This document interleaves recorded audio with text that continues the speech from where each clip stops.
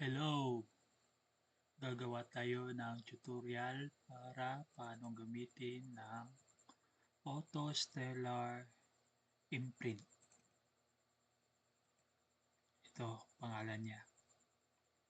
Stellar Link Auto Imprint. Click natin to. Run as admin.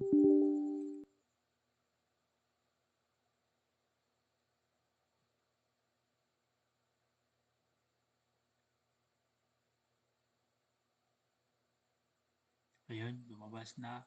Minimize natin to. Ito din, minimize. Ito, so, open natin. At dapat walang ibang tab na naka-open except itong kabal. Tapos, open nyo lang yung Stellar Link. Click natin yung Define Area. Go to the game screen, press and hold LMB. Drag to the opposite corner. Press OK. LMB daw. Press and hold left click ng mouse papunta itaas. Ayun. Imagine nyo lang na may invisible na shape nga square kayong ginawa. Then, press OK. Yun. Pag may OK, may lalabas yan dyan. Makikita mo yung saan mo yung na-drag. Pag meron ka na yan, okay na yan. So, start mo dito. Ano bang hanapin natin? Penny. Penny sa link 1. Halimbawa lang. Wag.